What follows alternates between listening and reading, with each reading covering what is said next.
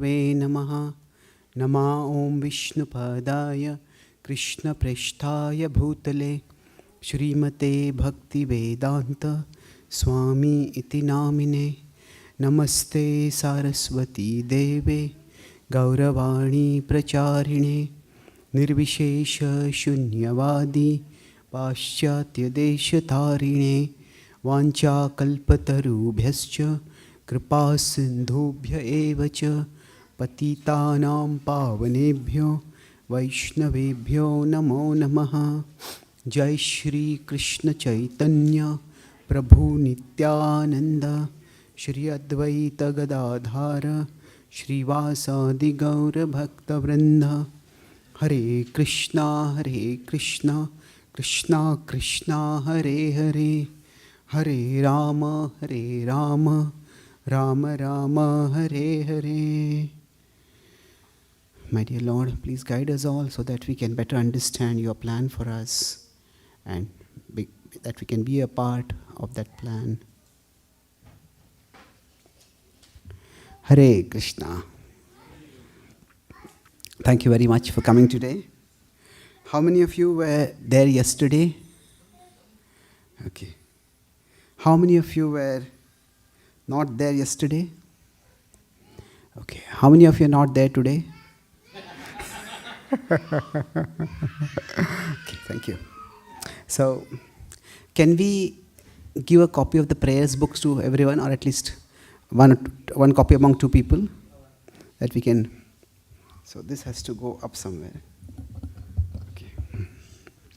So I'll do a quick recap of what we discussed till now before we move forward. So I'll be discussing today about the topic of, does God have a plan for our life? And within that, yesterday I discussed overall that when we go through life, that everybody will face unfairness in life. We'll all feel that life is unfair sooner or later. And when we feel that life is unfair, we can go down one track, that is, we can become resentful. Why are things like this? And we can go further down and we can become hateful. And this was the track that the Kauravas, especially Duryodhana, chose. And generally, if we do not see that God has a plan for my life, then essentially what happens is that we are simply looking at life from a very narrow perspective. All of life is that I am in this world, and my life story is about what is done to me and what is done by me. Sometimes what is done to me is bad, and sometimes what is done by me is bad. And both ways, we stay trapped in life. And so then we feel that we need to correct things, and we start crossing lines while trying to get what we want. So we discussed how Duryodhana was resentful, that he thought he was the heir of the kingdom, and suddenly he found that he might have become the spare, that he was no longer the inheritor of the kingdom. And then that's how that resentful, when we are resentful, we start seeking pleasure, often quite desperately, because that's a very uncomfortable state to be in. And that's how sometimes people get addicted to pleasures, because somehow we have to get away from the inner bad feeling that is there. Now, when we go beyond resentfulness is generally directed toward the world. But when you become hateful, that general negativity becomes concentrated on someone. And just as at the level of resentfulness we seek pleasure, at the level of hatefulness we seek a villain. And we start focusing on that villain. So raga and dvesha. So raga is about seeking some pleasure, and dvesha is about finding a villain. Somebody to pin all the blame for all the problems in my life on. So for Duryodhana, it became Yudhishthira, it became the Pandavas. And then he was ready to do anything and everything to destroy them. So this trajectory is certainly not God's plan for us, going in this direction. The alternative is we can become resourceful. Instead of being resentful, we can become resourceful. Resourceful doesn't mean we have to be full of resources. It means that we fully use whatever resources we have. And if we are resourceful, gradually we can become graceful. So this is the path that the Pandavas chose. So yesterday I discussed about, especially I will talk about Arjuna over here, about how this path was chosen. So I talked yesterday about how when we look at our past, we can feel resentful, and that's unhealthy. Today we'll be discussing about how we can be a part of God's plan. And I'll base this discussion on several verses from the Bhagavad Gita. But before that, let's look at if you have a copy of the book, you can go to the verse previous to what we discussed yesterday. That is text 20. So you can repeat after me. My dear Lord, let my plans not blind me to your plan. Let's recite the verse. Aparyaptam tadasmakam balam bhishma bhirakshitam paryaptam tvaidame balam bhima bhirakshitam. Our forces, vast beyond all scale, guarded by Bhishma, will not fail. Theirs, guarded by Bhima, remains confined. For failure, they are surely destined. This is a poetic translation of the verse. Let's look at the prayer. So, who would like to read?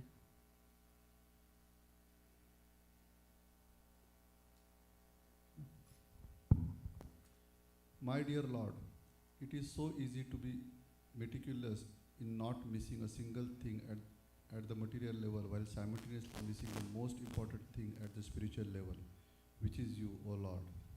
Yes. So, Duryodhan is here assessing the two sides of the army.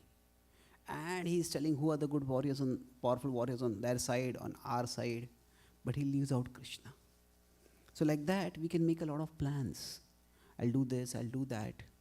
And we sometimes need to make plans in Krishna's service also. But let's not be blind to the Krishna factor, even when we are serving Krishna. So, broadly speaking, I'll talk about 3 things which can help us to be a better part of Krishna's plan.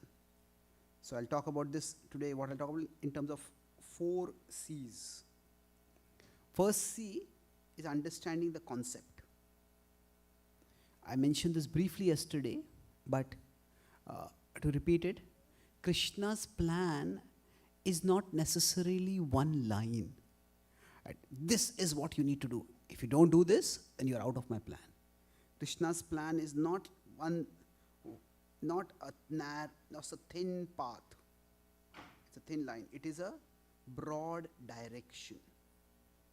It is a broad direction of what we should do.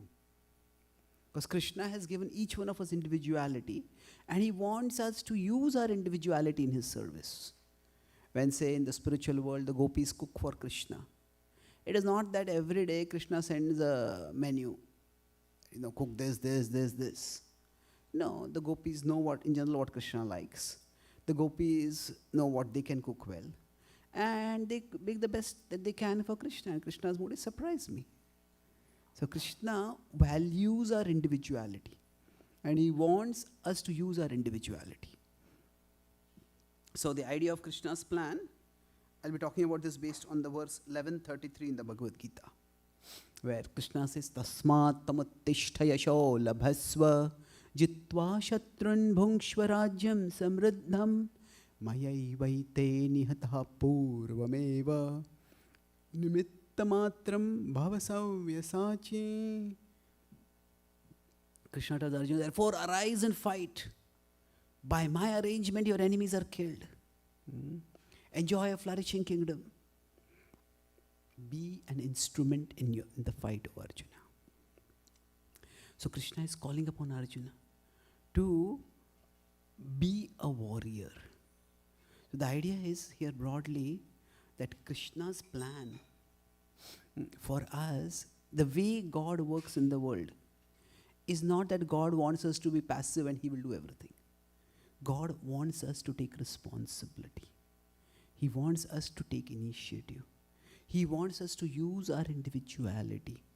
Or the concept is that now Krishna does not tell exactly to Arjuna that, okay, this is the warrior you should fight. This is the warrior you should not fight. It's not that before every arrow that Arjuna is shooting in the Kurukshetra battlefield, Arjuna asking Krishna, Krishna, do I have your permission to shoot this arrow? Do I have permission to shoot this arrow? No, Arjuna has a lifetime of experience and expertise, and he uses that in Krishna's service.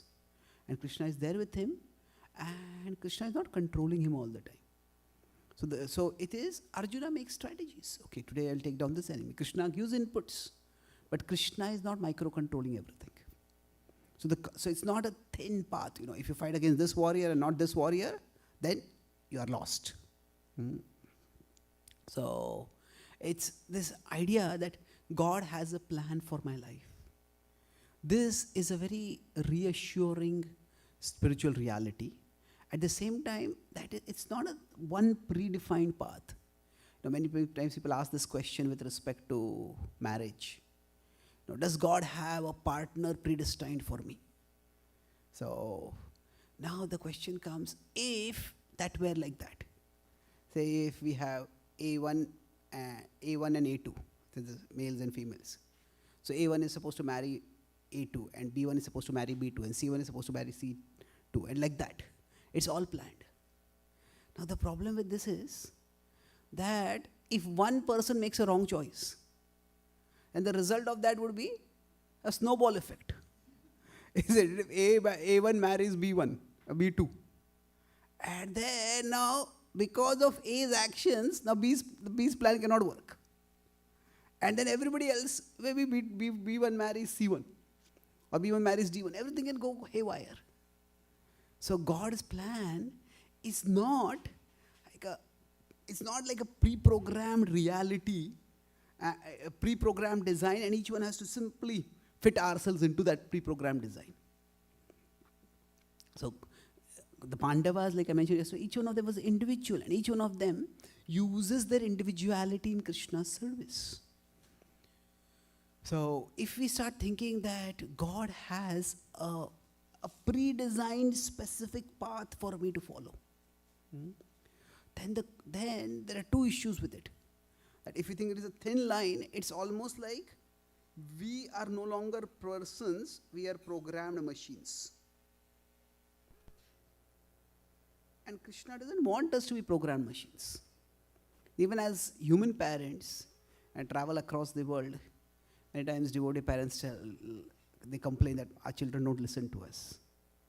So I sometimes do a thought experiment, say, would you like to replace your child with a perfectly obedient robot?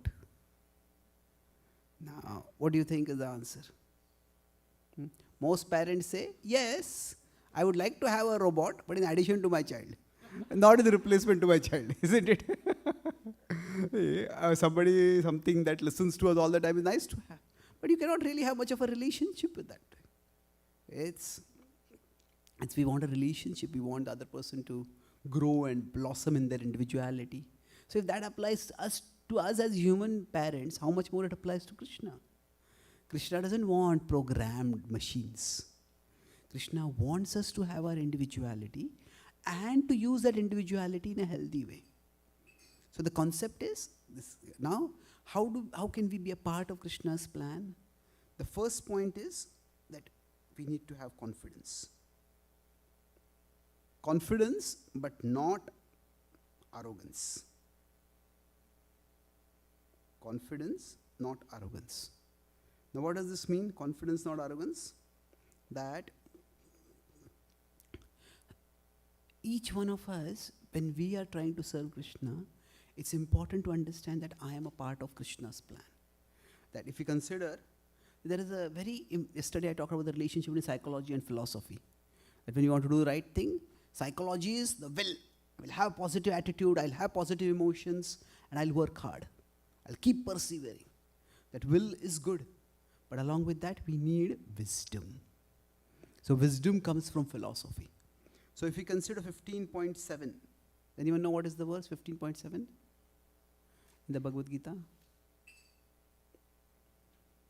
Mamaivamsho jiva loke jiva bhutah sanatanaha. So what this says is that we are always parts of Krishna. Now I am always a part of Krishna. Now what does this mean? This is at the philosophical level. Now what does this mean at a psychological level? What it means is that I will always be Krishna will, if I'm always a part of Krishna, that means I will always have a part in Krishna's plan. If we are part of Krishna, then we will have a part in Krishna's plan. So, Krishna says, Sanatanaha, always. That means we will never be thrown out of Krishna's plan. Like we are always on Team Krishna. If there's the Indian national cricket team, then if we are a part of the cricket team, that means that we will have a part in the cricket team. And this is a team from which we'll never be thrown out. So we always have a part in Krishna's plan. That's the implication at a psychological level of this verse. Now, having said this, it's important that confidence not become arrogance. Confidence is where I am a part of Krishna's plan. I am a part of Krishna's team. Arrogance is Krishna is lucky to have me on his team.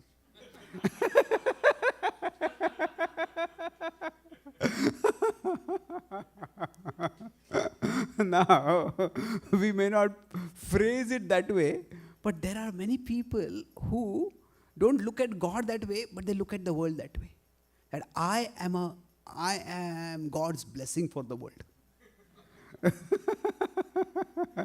So now, when there is arrogance, see, that I am a part of Krishna's plan is true. But that does not mean that whatever I am doing right now is a part of Krishna's plan. Some of the worst things in the world have been done by people who are fully convinced that what they are doing is God's plan. Many times people who are terrorists, extremists, they are totally convinced that this is what God wants me to do. So what happens is, this confidence, when it goes to arrogance, it leads to fanaticism. It's important to have confidence that I am a part of Krishna's plan. But that does not change the reality that we are finite beings. And because we are finite beings, remember I mentioned something about our finite vision yesterday? What is it? Our finite vision is not equal to the final vision. That our vision is finite. We can see some things, but the finite vision is never the final vision. So if we see Srila Prabhupada, when he came to America, there is this fascinating combination of certainty and uncertainty. Prabhupada said that there are temples and they're filled with devotees and only time is separating us from them. So Prabhupada had that confidence. But then Srila Prabhupada also says that when he landed in America, I didn't know whether to turn left or right. What does that mean? That means in the long-term purpose that this is Krishna's plan. Prabhupada had that confidence. But he was open. The Prabhupada never claimed that whenever he was talking with someone. It was not that he had a hotline to Krishna. And Krishna would tell him, this person is not going to become a devotee. Don't spend time with this person. This person is going to become a devotee. Spend more time with this person. It was not like that. Srila Prabhupada was using his intelligence, making assessment of who is how interested, and accordingly investing time and giving opportunity and offering responsibility. So it was, while it was a part of the divine plan, it's also at a very human level. So confidence, not arrogance. That confidence that Krishna has a plan for me, and I am a part of Krishna's plan. So now what happens is, because we are human beings, we all can make mistakes. Because our vision is finite, so we can make mistakes. So sometimes people ask this question, if, when I was giving this class that, and one young man came to me. It was in, I think it's LA or somewhere, Los Angeles. I've been traveling for almost 2 months now. So one person came to me and says, no, that it seems that God has a plan for me, but that God gives information on a need to know basis. And it seems I am not on the list to know.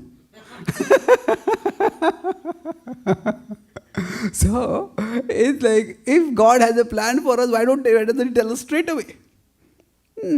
Just in some way or the other, is it through our spiritual master? As we say, our spiritual master is not available to us. Srila Prabhupada also, when he was there, Prabhupada did not make absolute statements. This is Krishna's plan for you. Prabhupada said, do this and try it. If something worked, wonderful. If something didn't work, try other things out. So the idea is, this confidence should not lead to arrogance. Because we have a finite vision. With our finite vision, we can make certain decisions. And sometimes they work out, and sometimes they don't work out. That's why, so this will become a little more clear as we move forward. The second part is, like, in faith, there is this combination of, on one side, certainty. Certainty that Krishna will protect. But there is always the uncertainty of Krishna will protect. That is the certainty a devotee has. But there is uncertainty about two big things. When and how. So even Srila Prabhupada, he said, there are temples and they're filled with devotees. But Prabhupada, only time is separating us. Prabhupada did not say how much time is separating us. That was, and how exactly all those temples would manifest. It was not that Krishna had given a micro plan to Prabhupada. So if you see what Srila Prabhupada says in his song Markine Bhagavad Dharma, okay? I think you have some other plan for us. Okay. Okay, so. Am I not audible behind to anyone? Everybody can hear, okay. So, Prabhupada says, Ache kichu karjata be ei anumane, nahe ke no anibe na ei ugrasthane. So Prabhupada says, Ache kichu be. You must have some plan for me, Krishna. So now it's interesting, you must have some plan for me. Anumane, this is my inference, this is my guess. Nahe ke no anibe na ei ugrasthane. Otherwise, why would you get me here? Now, Prabhupada coming to America at the age of 69, 70 is itself an extraordinary thing. So, if his thinking is, Krishna, if you didn't have a plan for me, why would you get me here? For all of us, our life could have been filled with so many disasters. Yes, we have experienced some disasters. But each of those disasters could have been worse. And there could have been so many disasters we didn't know about that could have come our way. So if Krishna had no plan for us, why would Krishna get us this far? Why would Krishna get us this far to abandon us now? So there is, actually the more we, even from a scientific perspective, if we study objectively, our very existence is a miracle. So many things need to work right. So the fact that we are alive itself indicates that God is not yet done with us. That God has something more for us to do. So there is, in Bhakti, there is the principle of certainty that Krishna will protect, that Krishna has a plan, but there is also uncertainty. So how do we balance that? On one side, a devotee has confidence. Confidence is utsaha nishchayat dhairyat. So now nishchay here is confidence. So I'm going to talk about this based on utsaha nishchayat dhairyat. So that nishchay is confidence. A devotee has that confidence, that faith that Krishna has a plan for me. But the second, the next C is curiosity. That we don't know exactly what the plan is, that should lead to curiosity, not to anxiety. That I don't know. So then, yes, be open to learning. See, Srila Prabhupada had complete conviction that what Bhaktisiddhanta Thakur told him to do, that he should preach Krishna's message in the English language. That was Krishna's plan for him.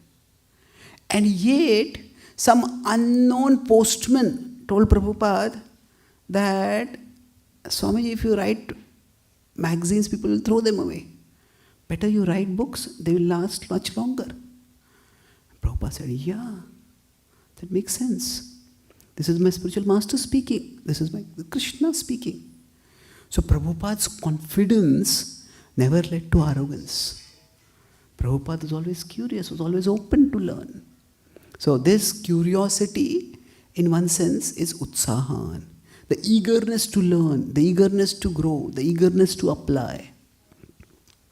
So for us, that we don't know Krishna's plan, for sure what it is, that need not lead us to a sense of anxiety and paranoia. That can open us actually to a sense of curiosity and even a sense of adventure.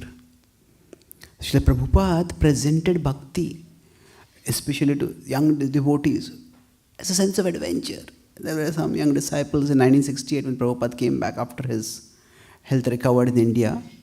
They met him in New York and he had a globe. And then the globe in front of him, Prabhupada told all his disciples, all of you pick one country and go and deliver that country. And some of his disciples were 18, 19, 20, 21 years old. And one of his disciples, his female disciples, Swamiji, what about us girls? He says, we are not boys or girls, we are souls. You also pick up one country, go and deliver that country.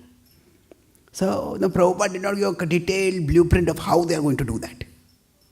So Prabhupada had that sense of curiosity, cultivated curiosity and adventure. So for us, when it is not that Krishna's plan is something fixed and we have to either know it or we don't know it. No, it's an evolving reality.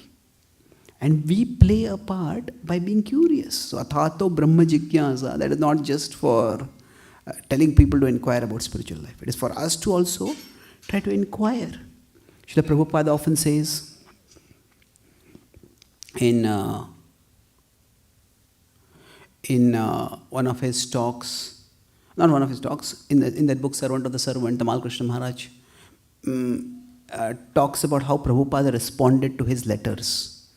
And there are many letters over there. And one of the key things in that is that there's so many times when Prabhupada is saying that because you are so eager to serve Krishna, Krishna is giving you intelligence about how to serve you. Tadami buddhi yogam tam. Prabhupada quotes that verse. So this curiosity is where we use our intelligence. Confidence is that there is some higher plan, even if I can't see it. But curiosity is, how far can I see? So with my intelligence, I try to do the best that I can in the situation. So it's when I said the finite vision is not the final vision. That does not mean the finite vision is useless. It is like one simple understanding of faith is that it has two parts. There's the long-term aspect to it, and there's the short-term aspect to it.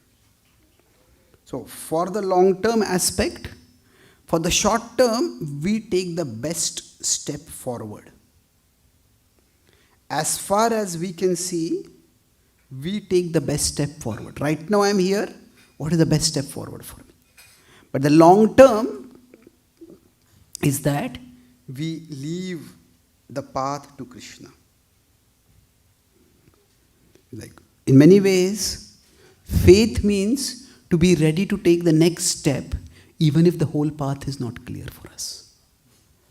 I'm ready to take the next step, and I will take the best step that I can right now. Just because the full path is not clear does not mean that I cannot take a step forward. So it's like this is the balance between two extremes. That, so, it's this faithful curiosity. The faith is basically confidence from the previous point. That's same as faith. So faithful curiosity means, see, one extreme is that I need to see the full path. I need to see the full path, only then I'll move ahead.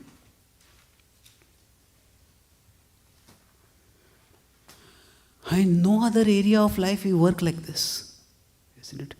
Which other area of life, say we take a new job, how much can we know? How the job is going to work out. The company in orientation may tell, okay, this is the trajectory you can take to move ahead. But that trajectory, it's a outline. It may not work like that. Tomorrow the trajectory may change. Tomorrow the company itself may not exist. Who knows? So if we insist that I want to see the full path, we'll not be able to move ahead at all. Sometimes people ask when they're coming to bhakti, how do I know this is the right path? Well, the fact is we can't know. How do I know this is the best path? Well, we can't know. But in which other criteria, which other area of life, so there's a difference between the right path and the best path. Now, the right path we can't know, best path we can't know. But there's a difference. Is this the best path? That is something which we can never know. But is this a right path? We can't know right now, but we can know gradually. What is the difference between that? See, in which other area of life do we apply this criteria? This has to be the best choice. If I'm going to buy a phone, can I say with conviction, this is the best phone among all the options that I have? If I choose a career, is it the best career among all the careers I have? Is this the best place I can buy a house among all the places in the world, or even in the city for that matter? It's very difficult. We don't apply that to anyone. So we make the best within whatever understanding we can have. So to want the full path, I want to see the full path, that will keep us paralyzed. We will never be able to move ahead. But the other extreme is, don't see the next step only. No, it's all Krishna's plan. No, it's one part of Krishna's plan is, Krishna has given us intelligence. And we need to use our intelligence about how to move ahead. So if we don't see the next step, then we may end up wounded, we may end up crippled, we may end up damaged. So we have to use our intelligence as far as it goes, but know that it does not go all the way. So how do we, this faithfulness is, Krishna has a path. So take the next step carefully. Take the next step carefully. But beyond that, leave the whole path to Krishna. Wait for the whole path to be revealed faithfully. The path. Take the next step carefully and leave the whole path to Krishna faithfully. The whole path, Krishna, I don't know it, but you know it, Krishna. So we need to have this curiosity always. But that curiosity should not go into anxiety. Oh, I don't know, so I don't know, therefore I can't do anything. Now what I can know, based on that, I do certain things. So we'll circle back to this once more as we move forward. I'm right now building a step-by-step picture, and when I do the summary, I'll bring it all together. But the last element is Utsahan, Nishayat and Dhairyat. The Dhairyat is the last C, that is commitment. So commitment, not attachment. So commitment, not attachment means that whatever we are doing, if we are doing it for Krishna's service, we do it in a committed way. We are dedicated to doing what is in our control to do. Let's look at Prabhupada's example and try to understand. See, Srila Prabhupada was extremely committed, whatever service he took up. At one time, Prabhupada wanted to start a political party. And they started a party. What was it called? You know? In God We Trust. That is the name Prabhupada gave to the political party. And there's one devotee, Balwant Prabhupada said, you can be the next president of America. And now, after some time, this Balwant Prabhu came to meet Prabhupada. He said, Prabhupada, are you no longer enthusiastic about the political party? Prabhupada said, yes, I am very enthusiastic. Just don't ask me for any money. Just don't ask me for any money. What he meant by that was, initially Prabhupada was very enthused about the idea, but then when he found how much campaign funding costs, the way, although democracy say everybody can vote and anybody can rise to the topmost echelons of power. The problem is that funding elections, it's huge money, and it itself leads to a certain level of corruption, because anyone who gives money, a person will expect something in return. So anyway, so Prabhupada's focus was that he wanted that to happen, but he felt that with the resources that we have, we want to focus that on direct Krishna conscious outreach, not on funding a particular person to become a politician. So Prabhupada made plans, and he found that the plans were not workable. He was not attached to them. He let go of them. Prabhupada worked extremely hard. There are many things he tried. Several succeeded, many did not. When he didn't, he just moved on. So a devotee is committed. Karmanyevadhikaraste ma phaleshu kadachana. Sometimes, this is where, sometimes when we are convinced that I am doing this for Krishna's service, and then, this line between commitment and attachment, it is something which is very easy to cross over. And when I travel across the world, I see many devotees who are very dedicated to Krishna's service. And they're trying to working extremely hard to try to make things happen. But I noticed two different kinds of devotees. One is, I'll go to the second part first, that these devotees are trying very hard to serve Krishna, and when things are not working out, they become very bitter towards others. For example, others means, oh, this devotee is not helping me, this temple management is not assisting, nobody is understanding what I am doing. And that bitterness can become a big problem. So for us, when we are to serve Krishna,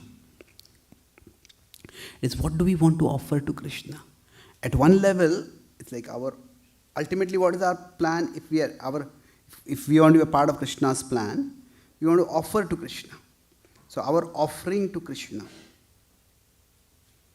At one level, we want to offer the world to Krishna.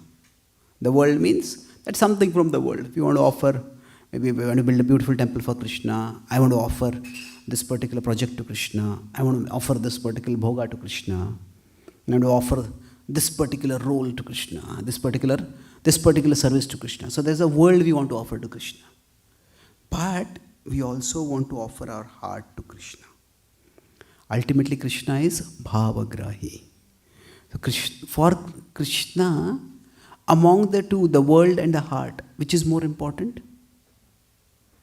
The heart is most important. Patram pushpam phalam toyam yo me bhaktya prayachati. So Krishna says, tadaham bhakti upahritam ashnami pratatmana. So sometimes we become so, not just eager, but desperate to offer something to Krishna, that when it doesn't work out, we become very irritated. So you remember that trajectory of being resentful? Sometimes even in Krishna's service, we can become resentful. So this is where we want to offer the world to Krishna, and we even offer the world to Krishna. So there is these two possibilities over here. That what happens? one is we succeed in offering the world to Krishna. Let's look at these two quadrants. If we succeed in offering the world to Krishna, we become prideful. I have done so much for Krishna, and everyone needs to know what I have done for Krishna. And this is where some devotees, if they do not get that inner connection with Krishna, then they crave a lot for outer recognition. That now it's natural, if you have done some service, we should be recognized. That's a part of the devotee community's culture and etiquette. Whoever has done service needs to be appreciated. But sometimes a person becomes very prideful, that I have done so much, everybody needs to know what I have done. Because what is happening is our heart is not offered to Krishna, and that's why our heart is not enriched unless we get the outer recognition. So if we succeed in offering the world to Krishna, but we're not offering our heart to Krishna, then that is not healthy. That is not a part of Krishna's plan. I'll talk about that a little bit later. But if we are able to offer neither the world to Krishna nor the heart to Krishna, that is where we become resentful. Now if you look at Srila Prabhupada's life, Srila Prabhupada, for almost 22 to 1966, that is 44 years. He was working very hard since the time he met Srila Prabhupada, Bhaktisiddhanta Thakur, who also is known as Srila Prabhupada in the Gaudiya Math. Ever since he met them, he was always working very hard. But nothing was coming out. Nobody was supporting him. His own godbrothers were not supporting him. Sometimes his godbrothers seemed to be sabotaging him. Sometimes people who were supporting him suddenly turned away from him. When Srila Prabhupada came to America, he was an unknown man on the streets of New York walking around. And yet those who met him found that he was just so joyful. He was so happy speaking about Krishna, writing about Krishna, cooking for Krishna. There was no bitterness in Srila Prabhupada. So now the opposite of this is what we seek. That we want to offer the world to Krishna, but more importantly, we want to offer heart to Krishna. So if our heart is in the right place, we will be graceful. Now, in many ways, Srila Prabhupada, from 1922 to 66, I would say not in 66, till 68, because still 66, he came to America, but it's not that suddenly results started coming. Only when he came back from America, that things started working out rapidly. Now, when we are able to offer the world also to Krishna, that means our service manifests as results in the world. That is where we can be grateful. So this is Srila Prabhupada from 66 to 67. So we want to be grateful, but when nothing is working out, it's difficult to be grateful. You can still be grateful that I have the opportunity to practice bhakti, I have the opportunity to serve, and that's good. But still, it is that when the results start coming, Srila Prabhupada said that what happened exceeded my expectations also. So that is being graceful, being grateful in Krishna's service. And this was about last 6-7 months ago, I got this realization, and since then it's just constantly, whenever I see Srila Prabhupada, I remember this, that there's one project for which Srila Prabhupada worked harder than any other project. Which was that project? Of course, it's gone, but specifically, Juhu. Now, if you consider, does anyone know when the Juhu temple was inaugurated? Yes, but when? Anyone knows the date? Yes, it was actually Jan 14, 1978. Now, when did Srila Prabhupada depart from the world? Yes, it was November 14, 1977. Just 2 months. Because 2 lousy months, you could say. That Srila Prabhupada worked so hard to build this temple. He promised Krishna, Krishna, you come and stay in this tent and I will build a temple for you. And just a few days before he departed, one well-wisher asked him, one life member, Swamiji, do you have any last desires? What did Prabhupada say? Kuch ichha nahi. Now Prabhupada could have said, Krishna, please let me here for just a short while. I want to just see your temple being inaugurated. But Prabhupada was more attached to Krishna than even offering a temple to Krishna. When he got the sense that his body is falling apart, when he got the sense that Krishna is calling him, Prabhupada gracefully accepted that. And now, was it that, if you say that, till 1977 and then 1977 again, Srila Prabhupada, towards the end, Prabhupada went to Vrindavan. And is it that Krishna did not want Prabhupada to see the temple being inaugurated? See, that is where I talk about confidence and curiosity. So the idea is, Prabhupada had that confidence that this temple is Krishna's temple. If not me, others will carry this forward. So that Krishna had a part for me in this plan, and my part is getting over. So Prabhupada was not attached that my part has to be the whole. This has to be my part. Krishna will decide what our part is.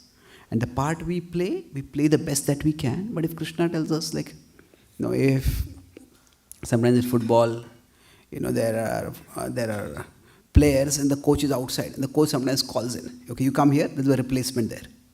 The player will say, I am playing at my best, I don't want to go. But no, if the coach calls, you have to come out. And somebody else will come in.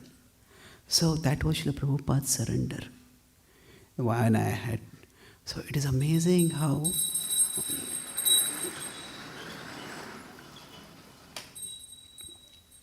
there was no bitterness in Srila Prabhupada at the end. So I told it this at one place, and then one devotee came and asked me, actually one Mataji came and asked me, why was Krishna so cruel to Prabhupada? Why did Krishna not let Prabhupada stay for just 2 months? Prabhupada just such a short while. So I said, I don't know Krishna's mind, but from how things evolved, the way it is that Krishna wanted Prabhupada to teach another lesson. On one side, he had the glory of being the world Jagat Guru, the world Acharya, of having inaugurated so many temples. But then, at the end, Krishna wanted Prabhupada to teach the lesson of non-attachment. That when the ideal departure is, when we are close to the final stages, we don't worry, I have to do this and I have to do that and I have to do that. At that time, just focus on remembering Krishna. So sometimes we may be playing one role and Krishna may want us to play another role. So as devotees, we should be ready to accept that. And so that gracefulness Prabhupada demonstrated over there. So it was not that Krishna did was cruel to Prabhupada. Rather, actually Krishna had a different plan and Prabhupada gracefully accepted that plan. So for all of us, from wherever we are, that Krishna has a plan for us that gives us confidence. And what applies to Prabhupada, it is not that it applies only to Prabhupada. It applies to every one of us. If we look at the Pandava's life, I said that we are resourceful and we are graceful. So that is the upward trajectory we go. So now the Pandavas, there are times when Krishna intervened miraculously. But the Pandavas were resourceful. When Arjuna got an opportunity to learn archery, he did his best to learn archery. Now he had no idea in the future, or we don't know whether he had any idea that there will be a Dharma Yuddha where I'll have to fight it for Krishna. No, this is the opportunity I have. Let me do this as well as I can. This is the skill I can develop. Let me develop it to the fullest capacity. So take the next step forward. When the Pandavas were in the Gurukul, their status was quite uncertain. Arjuna could have been resentful. See, anyway, Dhritarashtra is not going to make us the king. So if I become a good archer and Duryodhana becomes the king and we are under them, then I'll have to fight for him. I'll be under him and I'll have to fight for him. I don't want to fight for him. So better I don't become skilled.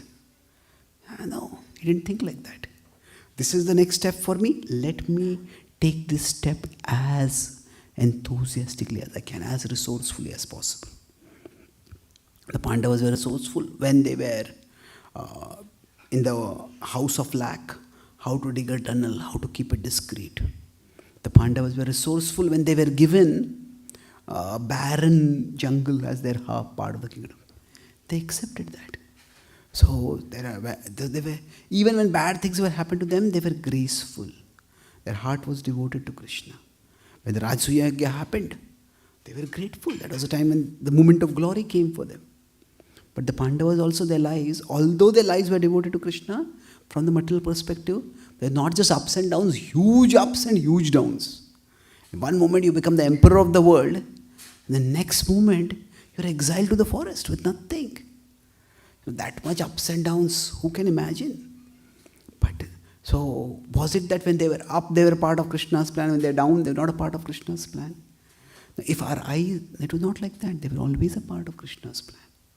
So if we are only looking at the worldly results of what we are doing, to know whether what we are doing is Krishna's plan or not, then we will always be very restless. Now, should we look at worldly results? Of course. We want to serve Krishna in this world. That's why we need to see, okay, if I'm doing this, is this working? Is it not working?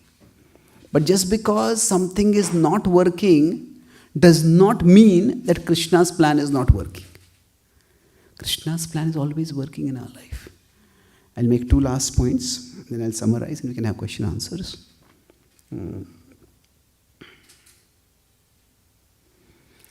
All of us have heard of GPS, isn't it? Once I asked a question, have any of you heard of GPS? So one boy, he was a little probably new boy, says, have you met anyone who has not heard of GPS? So yeah, but what I'm talking about GPS is God's positioning system. So now, if we are using our normal GPS for driving, and say GPS tells us turn left, and we turn right. Now, what does GPS do? GPS immediately reroutes. Does GPS say, you didn't obey me, get lost? No, GPS does not do that. Now, whether we make a mistake or say somebody else misleads us and we are not sure where to go and GPS, these 2 roads seem to be very parallel. Should I go here or there? We ask someone and they say, go there. And that person goes, then that turns out to be wrong. That time also GPS does not abandon us. So, GPS has it mapped out. So like that, God has it all mapped out. We may take some false turns. We may make some mistakes. We may be misled. Now that does not throw us out of God's plan. Now no wrong turn will take us into an area where we are completely out of GPS. We may be out of network coverage. But with respect to Krishna, his network coverage is universal. His GPS covers everything. So what that means is that whatever we are, whether our choices are right or wrong, do they matter? Of course they matter. Every wrong turn means it will take longer for us to get to the destination. But no wrong turn is so bad that now there is no way to get to the destination. So for us, the confidence is that I am always within Krishna's GPS. But the curiosity is, am I taking the right turn right now? If I am taking the right turn, not taking the right turn.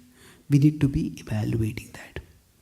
And for us, the commitment is, it's not that even if you're taking the right path, if you're going on a, say, 500-mile journey, then it's not that even if you're taking the right turn, we'll get to the destination. It will take time. God's plan is not like we can get instant results. It's that we need to do our part. It's not that sometimes we apply for some admission or something, and there's some page where the results are going to come. Every 1 minute we are pressing the refresh button, refresh button, refresh button. So it's not God's plan, is not like that. Press the refresh button again and again. No, God wants us to keep doing, keep persevering. So now the confidence is that I am within the GPS. The confidence is that I am always in God's map. I am always in God's map. We will never be out of the map of God. We will never be out of the plan of God. This is the nishchayat part. In utsaha nishchayat dhairyat. And the curiosity is this step, now if you're walking or if you're driving, is this step keeping me on the right track? We need to evaluate that. So this is how a devotee can have both. How can we have confidence without going towards arrogance? That is by having curiosity. How can we have curiosity without going toward anxiety? That is by having confidence. That even if I take a wrong turn, I'm not going to go out of the map. And the commitment is that this is a long drive, that we need to keep moving onward. This is a long drive. We don't know for sure. It is, at a normal GPS we understand, okay, this is 500 miles away, now it's 480 miles away, now it's 460 miles away. It's not that simple. But broadly speaking, if we are within God's plan, what will happen? So this is the last point I said I'll conclude with. So I'm putting this together as a metaphor in the GPS, that confidence, that's nishchayat, the curiosity, that is utsahan, and dhairyat is commitment.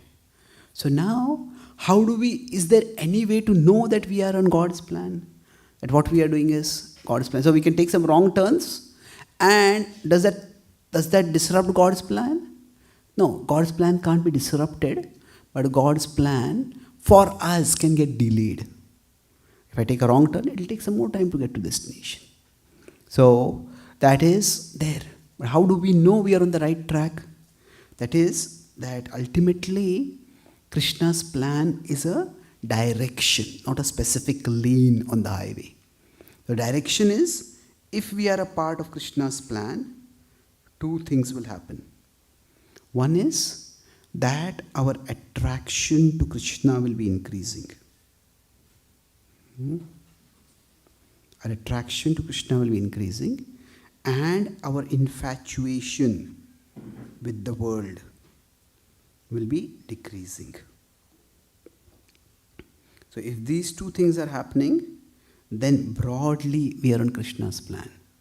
In the Bhagavad Gita it's described that these two things, yatro paramate chittam niruddham yoga sevaya yatra chaivatmanatmanam pashyan atmani tushyati sukhamatyantikam yattad buddhigrahaya matendriyam vetti yatra chaivayam stitaschalati tattvataha yam labdhva cha param labham manyate nadhikam tataha yasmin stito na dukkhena gurunapi vichalyate. It says that as we grow closer and closer to Krishna, what will happen is the inner contentment, the inner enrichment that we get will keep increasing.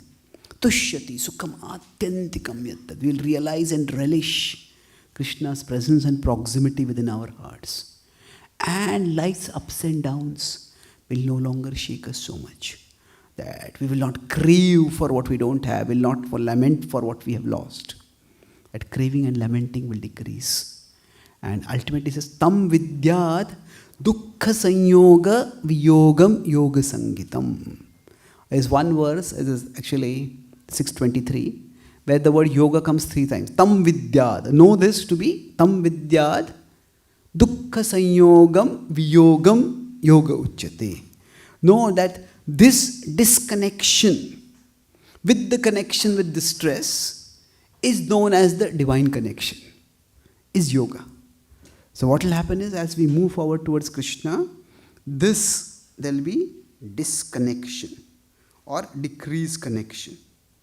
The disconnection with the infatuation with the world will happen. And with attraction or attractive Krishna, our connection with Krishna will increase. So whether each of us will get glory in the world by being able to offer wonderful things to Krishna, maybe, maybe not. That is up to Krishna. But will each one of us, by playing our part in Krishna's plan, will we be able to go closer to Krishna? Will our heart become enriched with Krishna? Yes, that is certainly possible. Now, that is what Krishna wants. And that is the ultimate plan of Krishna for each one of us. So that we come closer to Him, and while going closer to Him, we offer whatever part of the world we are empowered by Krishna to offer to Him. So I'll summarize what I discussed today.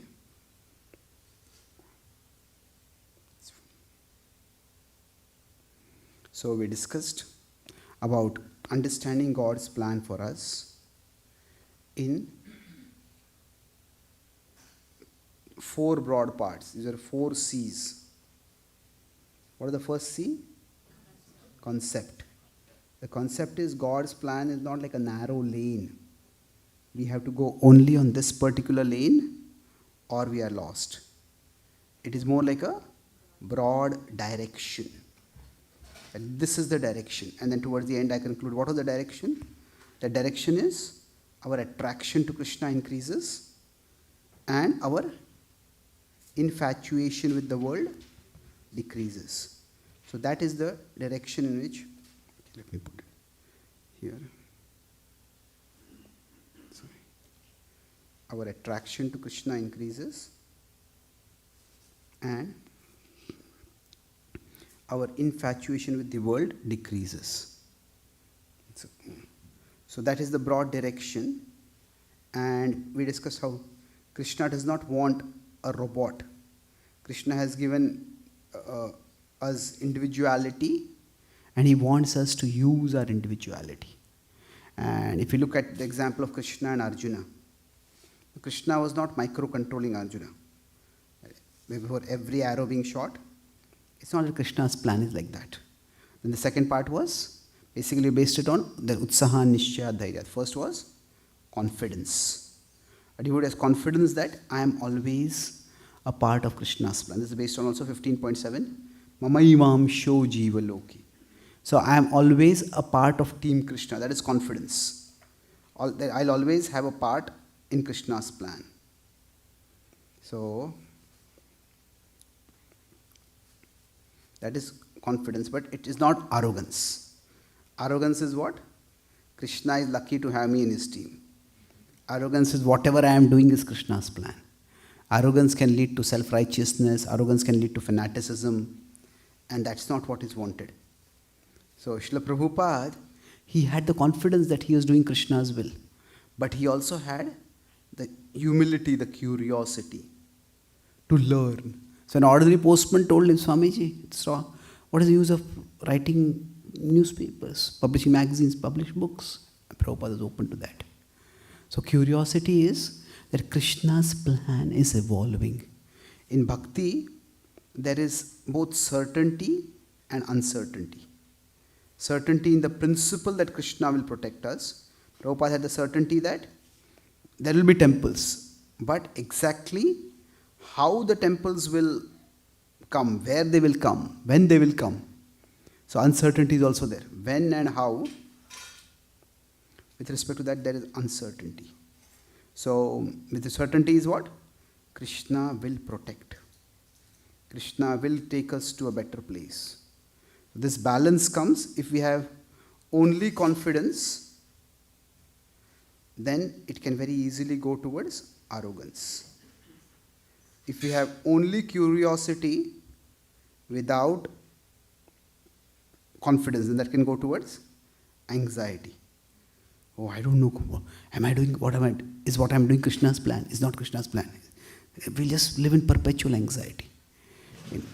So in between is this balance of both. The confidence that I'm a part of Krishna's plan, the curiosity that, okay, what is the next step that Krishna wants me to do? So how does this both come together? It's like the full path, we leave it to Krishna. I have confidence that Krishna has the full path. But the next step, I have curiosity. I use my intelligence to make the best step forward next. So the full path, I leave it to Krishna. The next step is my curiosity. And the last part was commitment. That is, utsaha nishchayat dhairyat. So the commitment, we discussed that, as we don't want commitment, not attachment. Attachment would mean that this is the way Krishna should do things. This is what I want to do and this is how I'll do it. We discussed how we want to offer the world to Krishna. More important is we want to offer the heart to Krishna. If you can offer neither, we will become resentful. If you offer only the world but not the heart, we will become prideful. If we can offer the heart but not the world, we can be graceful. And if we can offer both, then we can be grateful. So we discussed how Srila Prabhupada from 22 to 66 or 68 was in this phase. Then 68 to 77 was where amazing things were happening in life. And then 77 end, Prabhupada is, although the Juhu temple could not work out, Prabhupada never became bitter. Prabhupada was still ready to serve Krishna by demonstrating how he could depart in the world. And then I talked about the example of the GPS, that we have confidence that I am always within Krishna's map.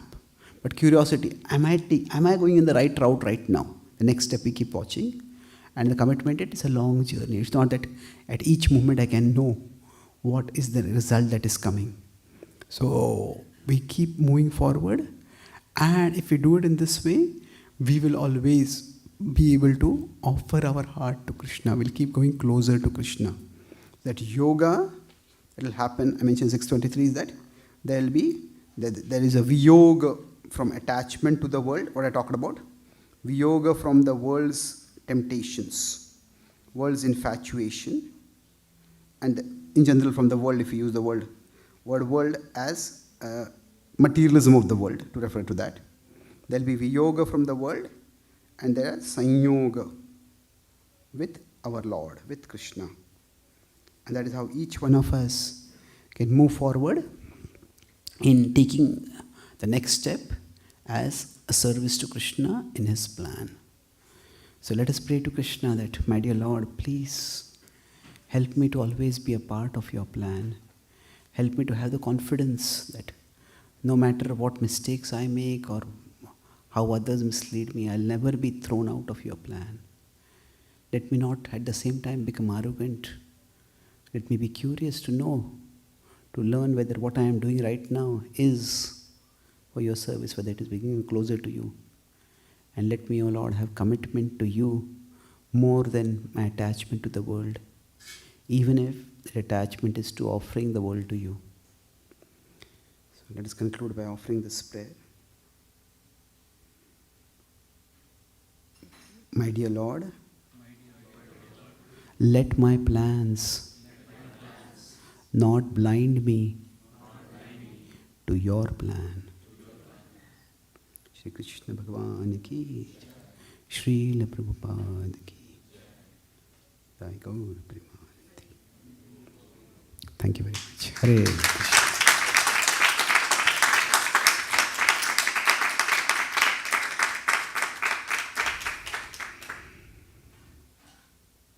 Are there any questions or comments?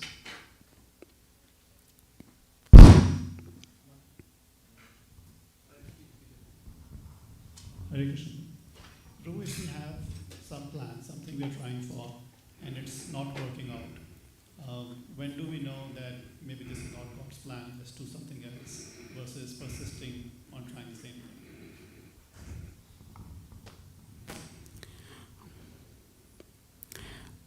In general, the fruit should be seen through our consciousness. That if our consciousness is becoming very bitter in trying to do that, then that's something which we may need to change the lane over there. Generally, any service that we do, there is an extrinsic result to it and there is an intrinsic result to it. Now, the extrinsic result is what we get in the outer world, that we are able to offer the world to Krishna. Now, the intrinsic result is that we get some inner satisfaction. Now, that inner satisfaction can come from our swabhava. That each one of us has a particular nature, and if this is what I'm meant to do, this is what I'm going to do. That's so when we are aligned with our nature, which is ultimately given to us by God, so we work according to that nature, then that itself gives us a certain level of contentment. If you go to some of these ancient temples or even ancient cathedrals, not ancient, medieval cathedrals, you will see that there are intricate carvings, sometimes in almost invisible places. Maybe under some throne there is a carving.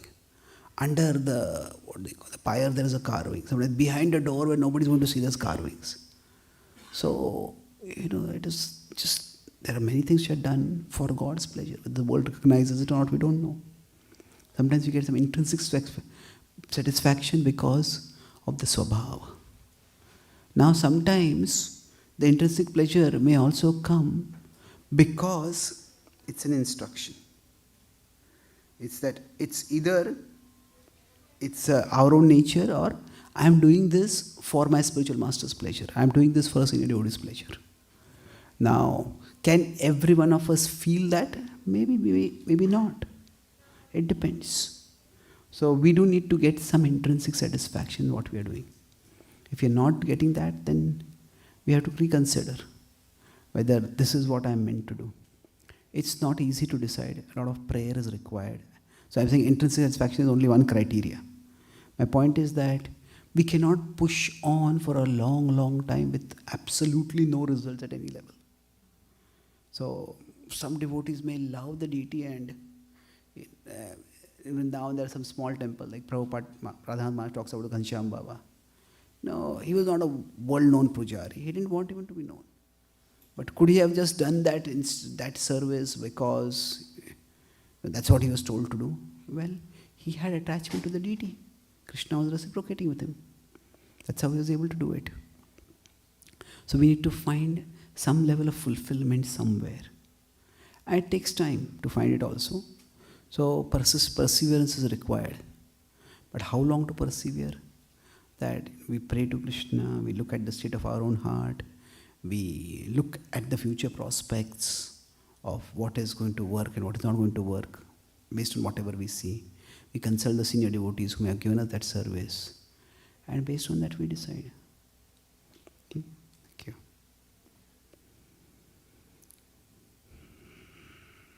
Any other questions or comments?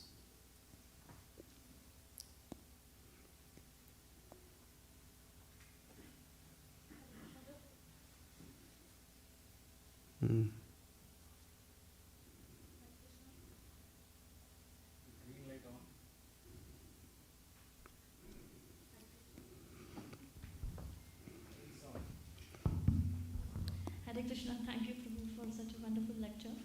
So I have a question. I heard your yesterday's lecture. I wasn't present. I heard it online. And so a few years back, this incident happened that some mother came to me, and she was expecting a baby. And in her 7th month, they do a test where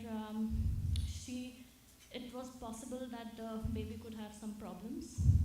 Almost 90% possibility was there, and somehow astrologically also it was confirmed that that possibility exists. Now, I wanted to be unbiased. I didn't want to influence them in any decision. I personally have a daughter who's 27 years old who has cerebral palsy, and I've seen her life, right? And so it was very difficult for me to be unbiased about giving her any suggestion. I told them that it's the parents' decision, because they were given a decision, this thing by the option by the doctors, that in LA or another state they have an option to, abort the baby, because there is a possibility mostly the baby is going to have problems, Mongolian child. So I obviously said that that's your decision totally. And I did take a wrong turn, I think, because somewhere I did influence their decision, I thought. Because I said, look, it's up to you, and it's nothing to do with the mother's, there's no suffering, it's a blessing for me, but when I see the child grow, she understands a little bit, and when she sees other children, she cannot, she understands she is lacking something behind, and you see that suffering in that child growing up. Or she cannot tell her pain. So that's suffering as a soul, right? So I thought that, do you want to, and that time I had even now I have little knowledge, but that time I didn't have much knowledge. So I told you, think about it, because the child's life itself is kind of suffering, going through it. So obviously I took a wrong turn, I understood later. But how can this situation be looked upon from Krishna's plan? Because I'm finally in the hands of Krishna, whether the child lives, child doesn't live, or and they went ahead and they did not continue with the baby, and I still did feel guilty every day and ask for forgiveness. Thank you for sharing that. It's that level of vulnerability itself shows your sincerity. It's very difficult to know what is the right thing to do in life. One of the reasons why Yudhishthir had so much guilt that he didn't want to take up the kingdom was multiple reasons, but that he felt that he was responsible in general for the war was fought to make him the king, but there are certain decisions he made. For example, it was he who suggested Abhimanyu go into the Chakravyuh, and Abhimanyu was killed. Then it was he who had especially goaded Arjuna, go and kill Karna, and he had celebrated when Karna was killed. And then when he came to know Karna was my brother, and my brother had the opportunity to kill me, he didn't kill me because he had promised my mother. And I look forward to killing him. And I celebrated his death. What kind of person am I? So now, if you consider the second, he just didn't know at all. Karna had acted as an enemy. And he wanted to win for the sake of Dharma. But still, see, life is... See, the Mahabharata shows the brutal reality of the complexity of life. See, even good people sometimes have to make bad decisions. Or they make decisions and they don't turn out to be bad afterwards. So now, Yudhishthira made a reasonable decision about sending Abhimanyu. Their plan was that he will break the Chakravyuh and then they will all follow him inside. So Bhima supported that plan. Others, Pandavas also supported that plan. But then it didn't work out. So what can we do at such a time? So in general, guilt can also be like everything else in the world. Guilt can be healthy or it can be unhealthy. So now if I am here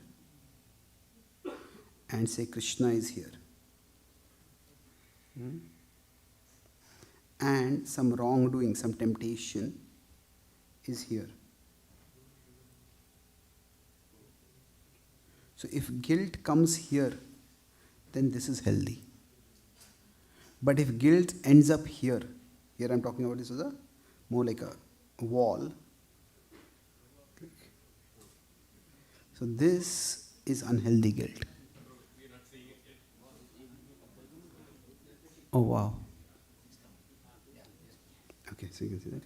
So if guilt is coming as a barrier, say if some kind of a wall here, some kind of a giant wall which prevents me from going, this is healthy.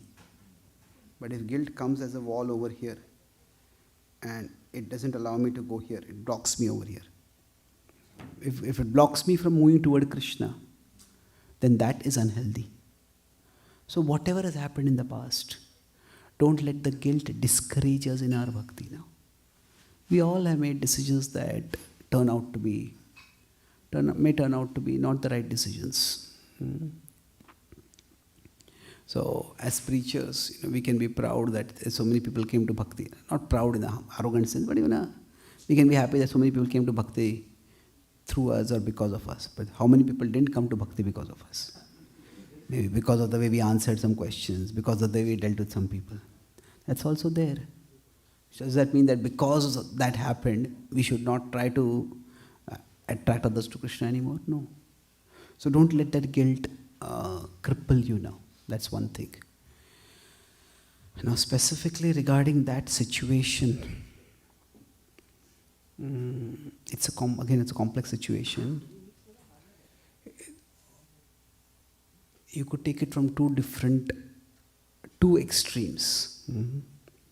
One is that it's from the medical perspective, or from the medical establishment perspective, and from the individual perspective. Medical establishment is that actually much of medical science nowadays is almost like a detect and destroy mission, because the doctors don't want to be sued later on that you didn't tell me that my child could have this kind of problems. So even if there is a small possibility that some future complication may come up, the doctors say better you abort this child. I know at least 4 devotee pair couples who were told that your child is likely to have serious problems. And I was just staying at one devotee's home in Connecticut, and they were told they should abort the child, and their child has grown up. She is a word genius. I thought I was very good at word games, so we were playing a game. She's like 6 years old, and she is her vocabulary is not as good, but in finding words in a word game, she's actually faster than me. I was very proud. When I used to play word games, I was like I was top in India at that time. She's brilliant. She says no functional deficiency at all. I know 2-3 other kids also like that. So the point is that sometimes it's just that the risk is there, but the risk is not that much. So that is, I would say, in majority cases, that is the case. Because that's the way the medical establishment, they don't want to be sued afterwards. So now there could be a few cases where it's not low probability, it's almost an inevitability. That raises a fundamental question that does the baby become a baby after the baby is born, or is it still a baby? That's the question. Is it still a person? So suppose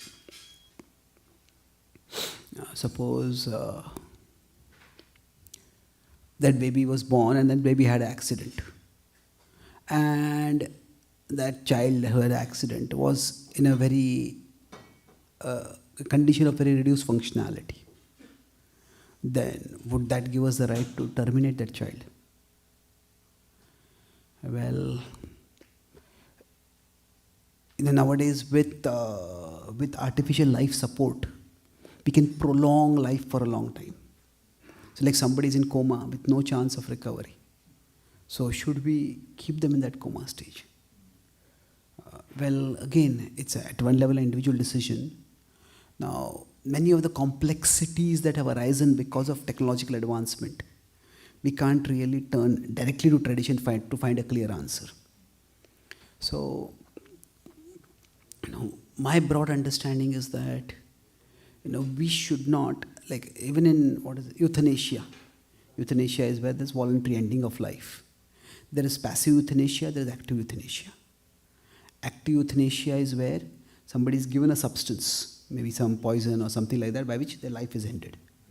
Passive euthanasia is where the life support is turned off.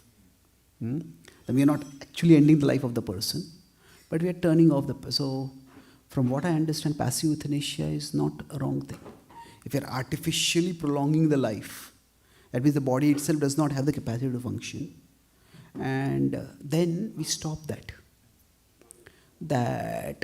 artificial support that is keeping the heart pumping or the blood flowing or even the brain at not a waves at not a total flat. Generally, coma means brain waves that are flat.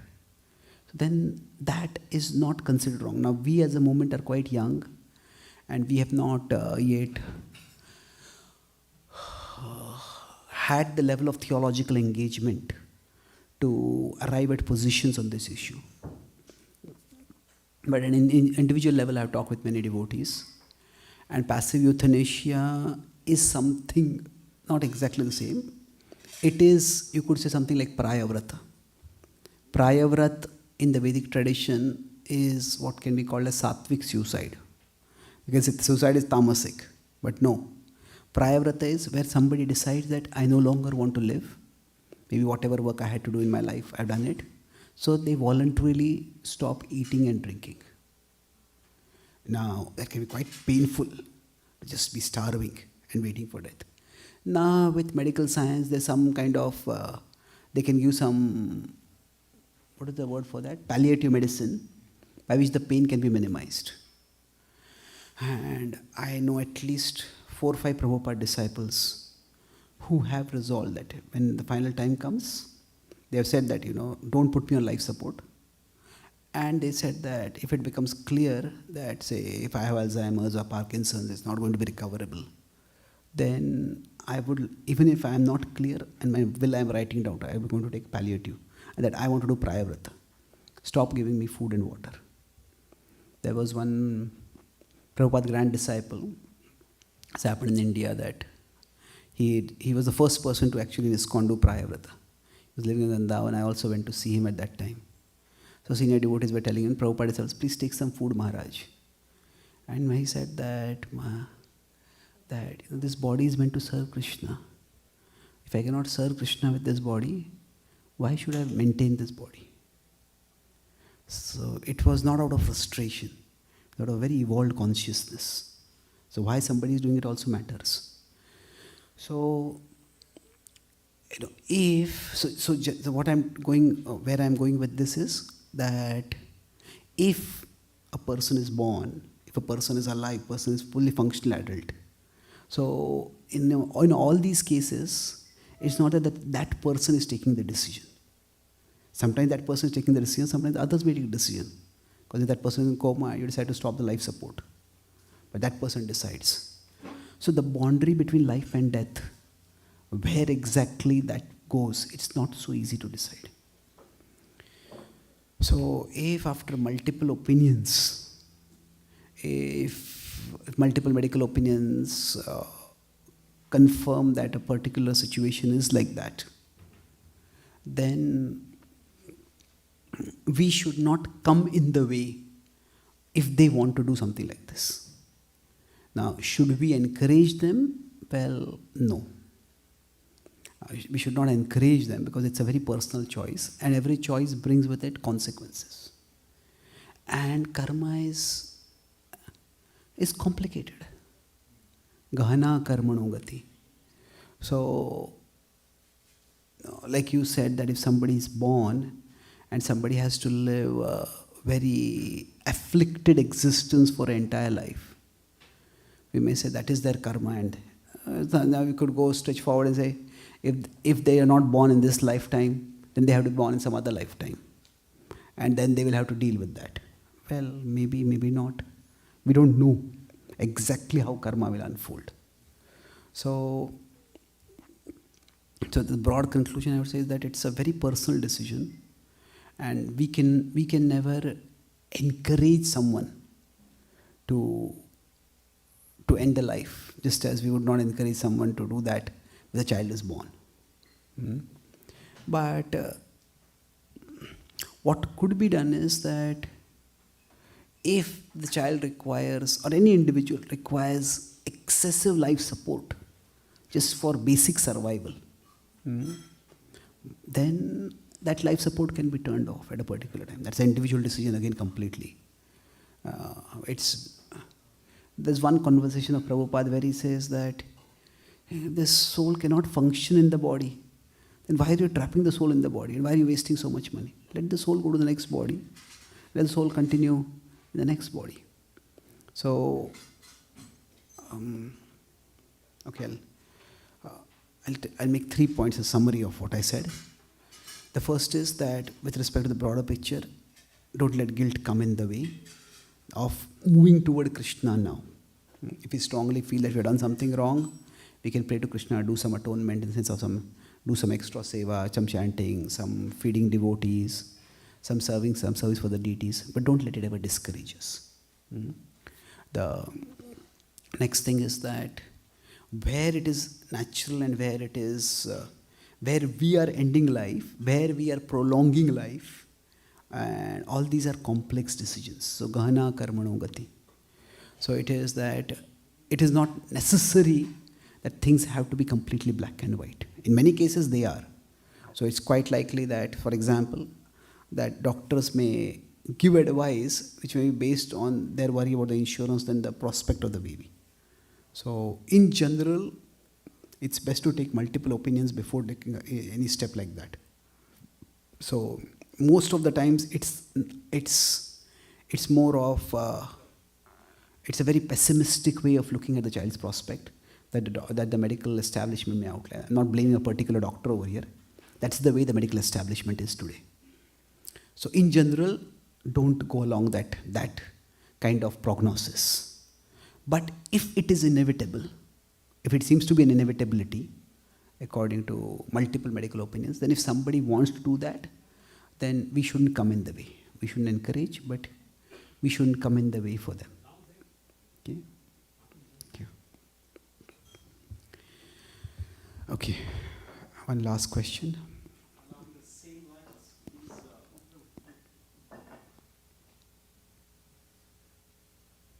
so pro-life. So we have pro-life. Correct, yeah. So Haridas Maharaj one time was saying 60 million kids were killed in the last 50 years. Roe versus Wade. Yeah, okay, true. What is ISKCON's official position? Isn't it a sin to kill the Of course. Of course. See, abortion can happen for many reasons. And Bhrunu Hatya is as bad as Brahma Hatya.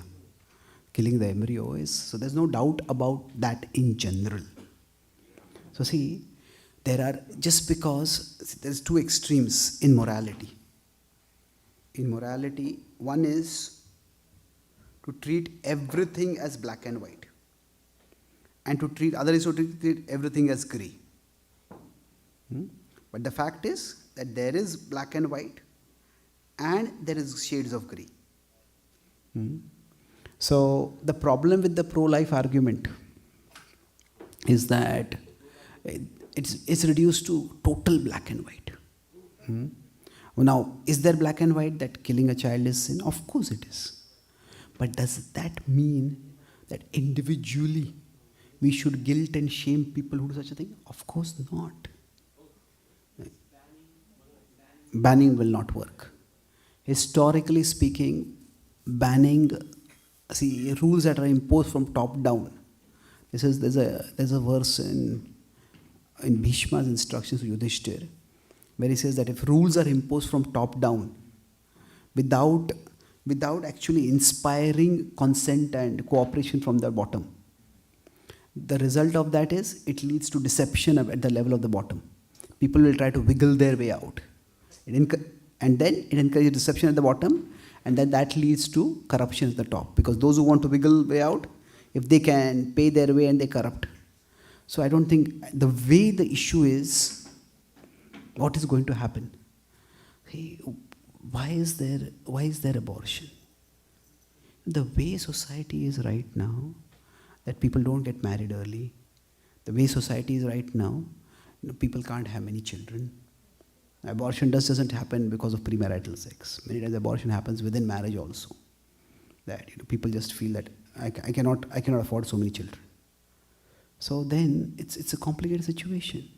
So what are we going to do? It's only going to go underground. Underground it goes, it becomes more unsafe. It becomes more hazardous.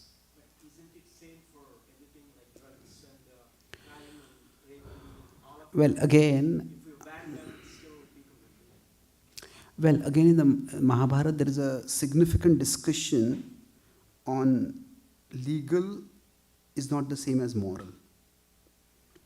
See, everything immoral cannot be made illegal, and everything that is legal does not have to be moral.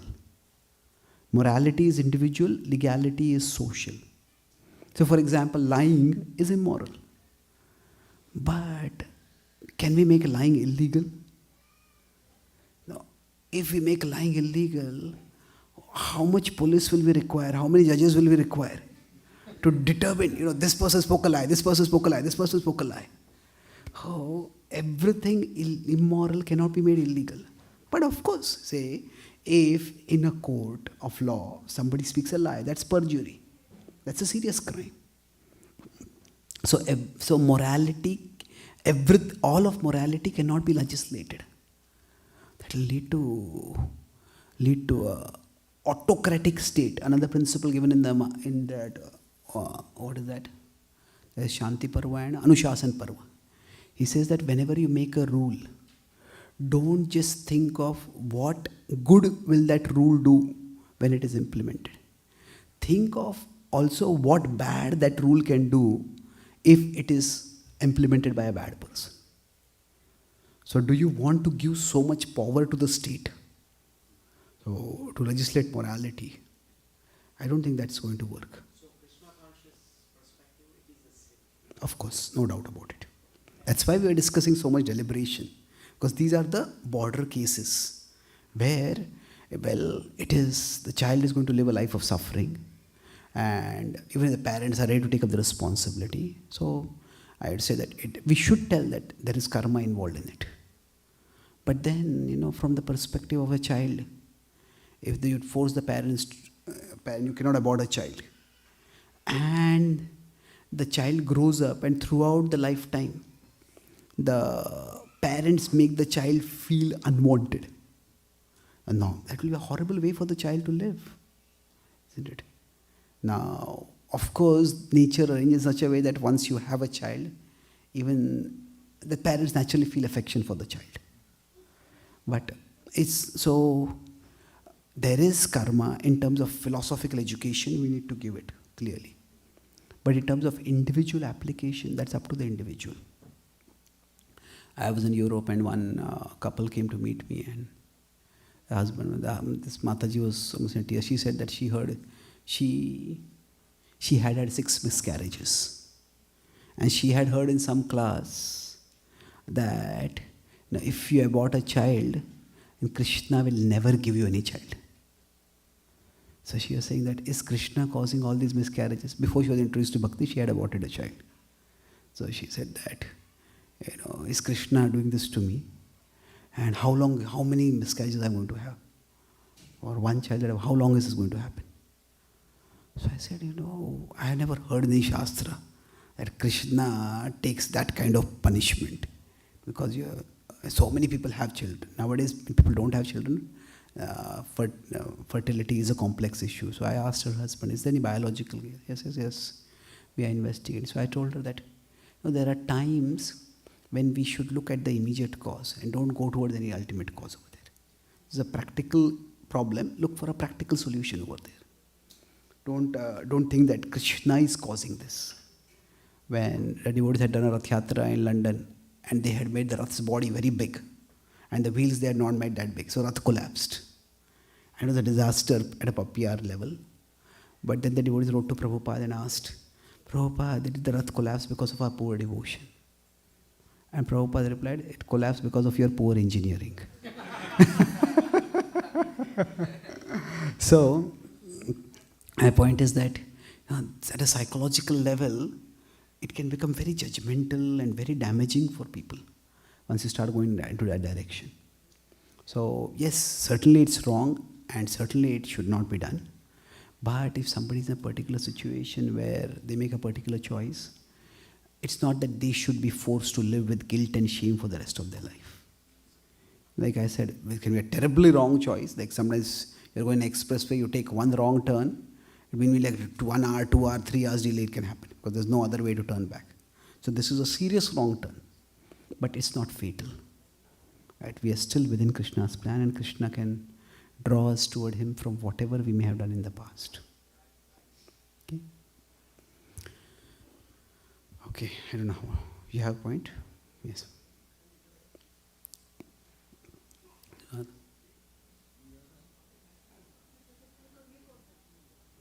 Any of the mic has come to you.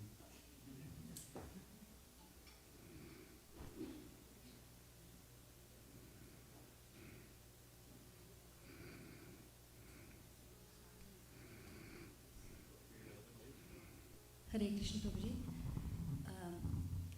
So listening to this conversation made me remember the Vasukumara's birth and how Ganga Devi drowned the first 7 Vasukumaras who were born as humans, and the 8th one is the Bhishma Pitama turned out to be.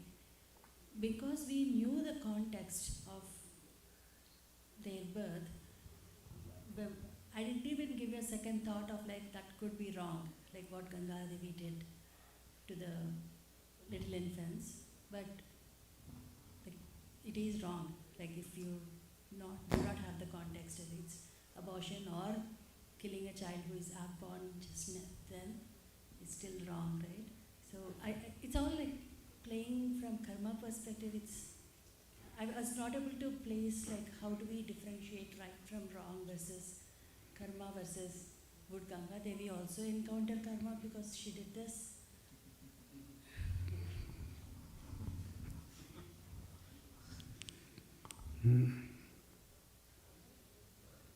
See, the principle of karma is not meant to make us paralyzed, thinking, what will this action lead to, and what will that action lead to, and what will that action lead to.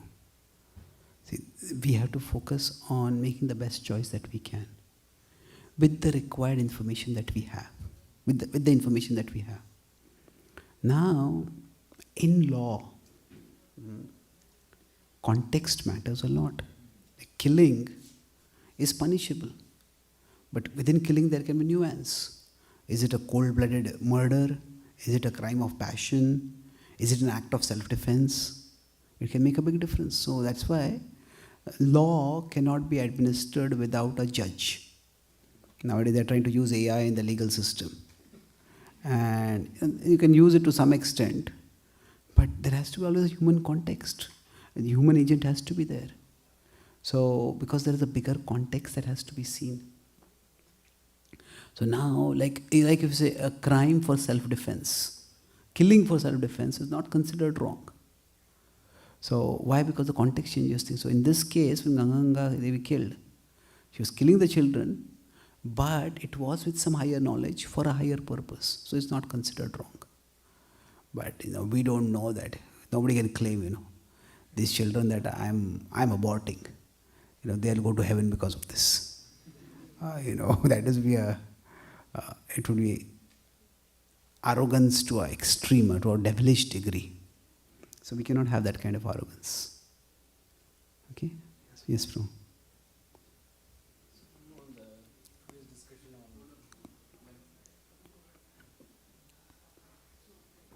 Yeah.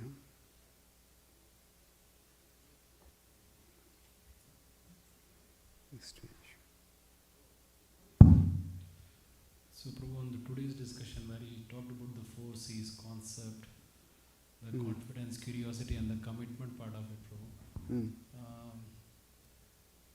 Understanding that Krishna has a broader plan and having the confidence that it will work out and having curiosity, like Utsaha, Dharya, the confidence part of it, Prabhu, sometimes it can also get influenced based on your near and dear ones or who you are surrounded by, right? Of course, that's why satsang association is so important. Otherwise, we will lose that confidence because, see, the people around us, they will see things only from the worldly perspective. This is working right, this is working wrong. So, from that perspective, it's very easy to lose confidence unless we have some spiritual experience ourselves, unless we have some good association. So, in 2011 or something, I was in the Jew temple, I was doing some programs over there. In the morning I was chanting and there was some water spilled somewhere. I slipped on the water and I fell. It was a small fall, but because my leg had osteoporosis because of polio, it was a severe break. So, after that, one of my college friends who was an atheist, we had some vigorous debates. He said that you were in a temple of God, chanting the names of God, and still God did not protect you from this accident. What is the use of your worshipping God? So now, yes, from a non-theistic perspective, that's a perfectly reasonable argument, isn't it? So, I told him that, this was actually, it was very painful, but it was also one of the most spiritual transformative experiences for me. When that happened, the pain was severe. I tried to chant Hare Krishna, I just couldn't focus on the holy name. Then somehow I started chanting Gita verses. And I got absorbed in Gita verses, the pain went down. We checked, it did not seem to be much, any problem. Then after an hour, the pain started increasing, my legs started swelling and the thigh. So they said, let's go to a doctor. We went to a doctor. All along I was chanting Gita verses and did the x-ray, and they found it was a severe fracture. They said you had to rush to a hospital immediately, you had to do surgery. All along the way from Juhu Temple, I went to Bhaktivedanta Hospital. I was chanting, almost completed the whole Gita at that time. I was reciting. When he came to the emergency over there, the doctor said, okay, what is the issue? He saw the x-ray, he says, whose x-ray is this? I told him, it's my x-ray. He says, it cannot be your x-ray. He says, the person who is having this kind of fracture will be screaming in pain. So, now, I was not chanting Gita verses at that time out of devotion. I was chanting them simply to avoid pain. So as soon as I stopped chanting, I would start feeling the pain. So it was not a spiritual devotion, it was a spiritual painkiller for me at that time. Hopefully, but my point is that was one of the strongest realizations for me of the capacity of remembrance of Krishna to lift me above the bodily consciousness. Or now, from outside perspective, this is not going to be there at all. What happened was terrible. From an inside perspective, from an experiential perspective, you get a very different perspective. So now, fortunately for me, I had that experience, I had that perspective that I could explain to others. But it was only devotees who trained me to remember Krishna, to recite the Gita. So I think it's not that on our own we will go through difficulties. Sometimes Krishna will give us the insight from within the Dami Buddhi Yogam Tam. Sometimes we have to have supportive association that gives us that vision. Srila Prabhupada says that when nothing was working for him and he saw that was Yasyaham Anukranami Hariketa Dhanam Shanai, he felt, does this apply for me? Is Krishna giving me special mercy? Then he talked with his god brother, I think Sridhar Maharaj. He said, yes, sir, this is what is happening. So life is tough, and that's why sometimes, even when we are devoted to Krishna, we may be knocked down. So we may need others to raise us up at that time. So yeah, confidence is something which develops with time, with realization, with experience. But association is always important. Thank you very much. Srila Prabhupada ki, Gaura Bhakta Vrinda ki, Nitai Gaura Premanandi.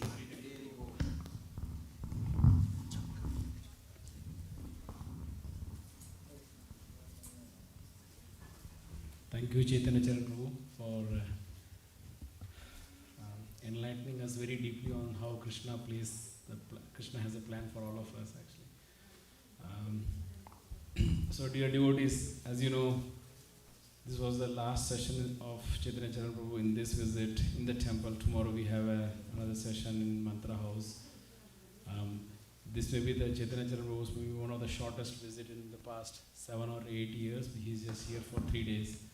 And the session, the topic that he chose was how Krishna plays the plan in our life, actually, right? And so Prabhu has elegantly summarized yesterday how we may treat all the situations with so much unfair things have happened to us, right? Prabhu explained so elegantly about from the Mahabharatas and other things. And today, how he explained how Krishna has a plan for us in the future. So, and the whiteboarding is the key thing which can really make us deep into the Shastra, the understanding that he explained. So let's enthusiastically and also express our gratitude very lovingly by chanting Hari Bol 3 times.